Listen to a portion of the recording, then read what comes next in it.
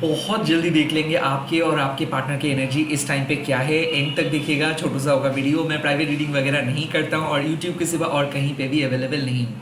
तो चलिए देख लेते हैं कि इस टाइम पे आप और आपके पार्टनर क्या सोच रहे हैं और क्या होने वाला है। ये करंट फीलिंग्स रीडिंग है और ये मल्टीपल टाइम में अपलोड करता हूँ, तो जो जो चीज़ रेजोनेट करेंगे वही चीज़ों को ले लीजिएगा, बाकी सारी चीज़ों को छोड़ दीजिएगा। ओके, लेट्स सी आपके पार्टनर की एनर्जी एंड आपकी एनर्जी अभी क्या है। तो पहले मैं देखूंगा आपकी energy. High priest, I think आप मैनिफेस्ट किए हो या फिर बहुत ज़्यादा स्पिरिचुअल वर्क कर रहे हो। आप अपने पार्टनर को विजुअलाइज किए हो। ऐसा लगता है कि बहुत कुछ नेगेटिव इमोशंस को आप छुपाए हो। लाइक आप कह रहे हो जो चीज़ जो उनको पसंद है, या फिर आप कर रहे हो जो चीज़ जो शायद करना चाहिए, बट अंदर ही अंदर आप बहुत ज़्यादा गुस्से में हो। काइंड ऑफ मुझे ऐसा क्यों लग रहा है कि आप खुश नहीं हो उनसे।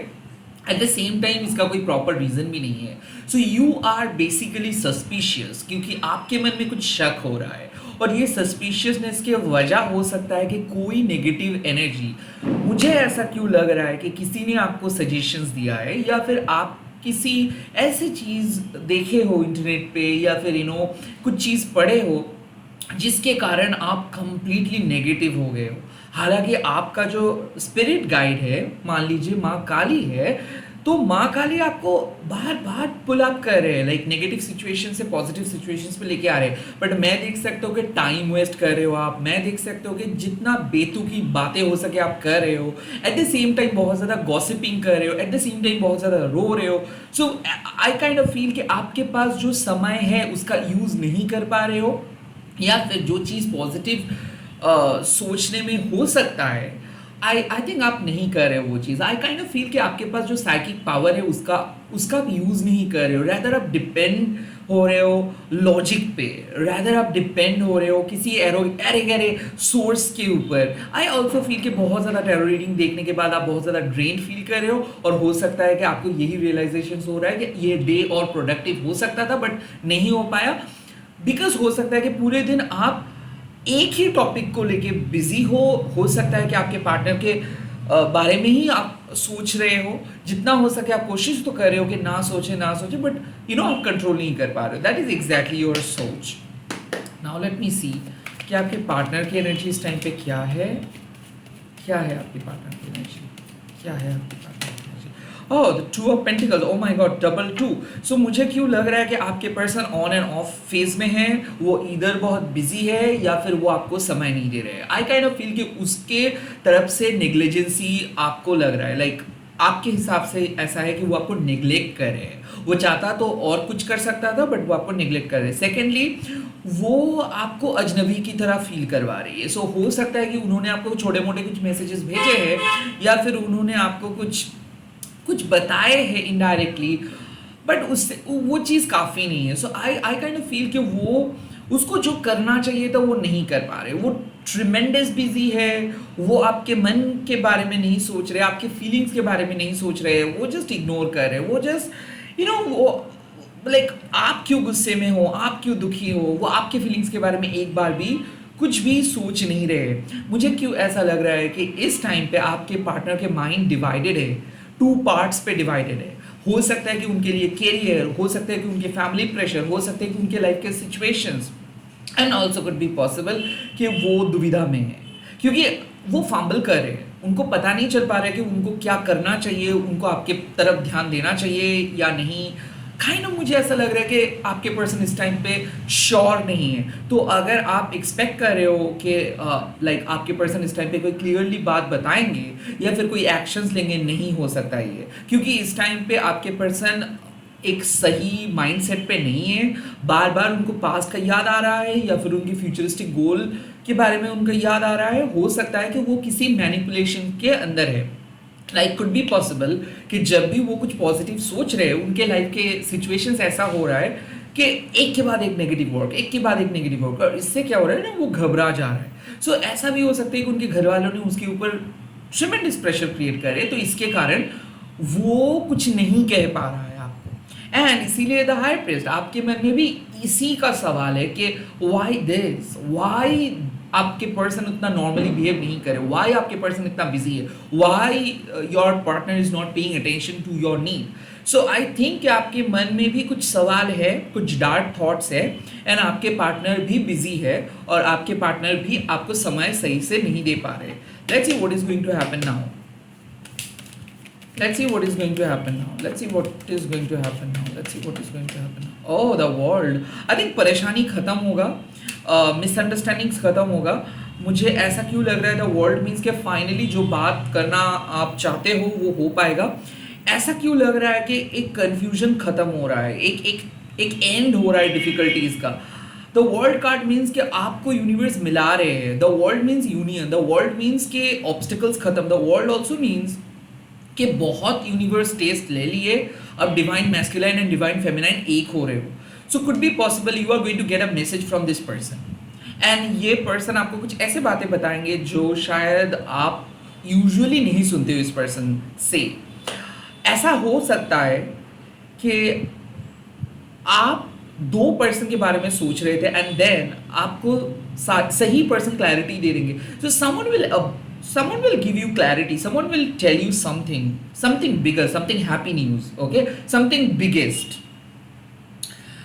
Could be possible you are dealing with a Virgo, you are dealing with a Scorpio, you are dealing with a Taurus, you are dealing with a Leo.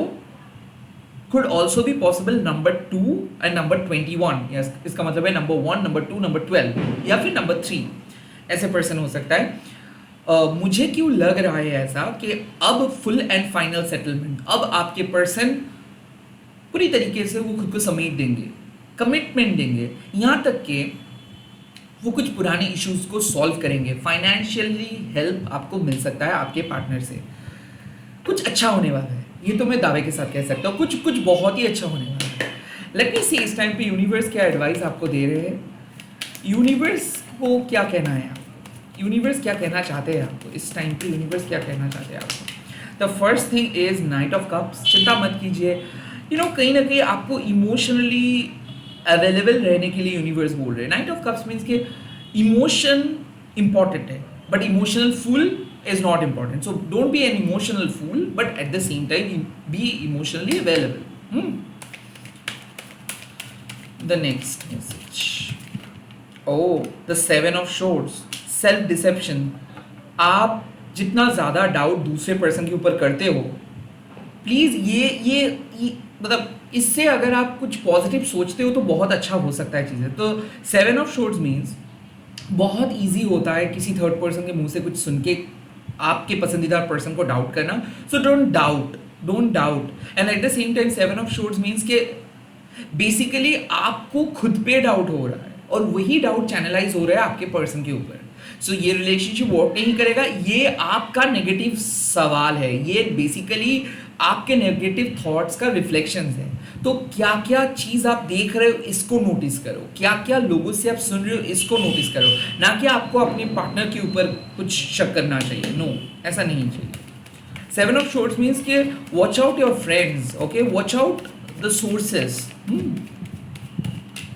Yes, the hierophant. इसका मतलब है कि ट्रेडिशन इंपॉर्टेंट है but ज़रूरी नहीं कि traditions everything हो. ऐसा मुझे लग रहा है कि आप बहुत मेन स्ट्रीम जा रहे हो कि रिलेशनशिप के लिए ये चीज़ ज़रूरी है, रिलेशनशिप के लिए ये ज़रूरी है. No, relationship can't be main stream. और ये हेरोफेंट का कार्ड मतलब देखो आप दोनों अलग किस्म के पर्सन हो और ये रिलेशनशिप के जो इक्वेशन है ये लोगों को समझ में नहीं आएगा. सो बेटर यही है कि आपको जो समाज सिखाए हैं, दोस्त सिखाए हैं, आइडियल जो रिलेशनशिप कोच है जो सिखाए, इसको आप साइड में रखो. जो आप सीखे हो, जो आप जानते हो, जो आप विश्वास करते हो, जो लाइफ आपको सिखाए उसको आप मद्दे नज़र रखो. क्योंकि मुझे ऐसा लग रहा है कि लोगों के नज़र में ये रिलेशनशिप या फिर ये लाइक आपके पार्टनर गलत हो सकता है बट आपके नज़र में ये एक अलग ही है. सो मुझे ऐसा लग रहा है कि आप अगर अपने उसूलों के साथ खड़े रहोगे और आप सच्चाई के पथ पे रहोगे और काइंड ऑफ सही और गलत के बारे में नहीं सोचेंगे, रैदर आप सोचेंगे कि आप जो आपके सोल पर्पस के साथ रिलेटेड है या नहीं. तो काइंड ऑफ मुझे ऐसा क्यों फील हो रहा है कि आपके मन में बहुत ज़्यादा दुविधा है कि इज़ इट राइट और इज़ इट रॉन्ग. नहीं, कोई गलत और सही नहीं है यहाँ पे. इट्स जस्ट दैट कि अगर आप एक काम कर रहे हो, अगर इसको आप प्यार कर रहे हो और प्यार करके आप देख रहे हो कि आप किसी का कुछ नुकसान नहीं कर रहे हो, एंड प्यार करके देख रहे हो कि आप दोनों खुश हो, आप दोनों अपने तरीके से जिंदगी जी रहे हो, कम से कम आप उसको मदद कर रहे हो एक बेहतर जिंदगी जीने में, और वो आप भी आपको मदद करे एक बेहतर जिंदगी जीने में, तो इससे कोई बुराई नहीं है। And the problem is the hierophant card आपको सिखाते हैं कि बहुत सारे लोग गेट कीपर बन के खड़े हो जाते हैं, और उन लोगों को, वो लोग खुद जो सक्सेस को कभी देखे नहीं है वो ज्ञान देते हैं कि ये नहीं होगा वो नहीं होगा। सो प्लीज़ किसी भी पर्सन को अपना गुरु मत बनाइए, रेदर आप अपने गुरु खुद बनिए।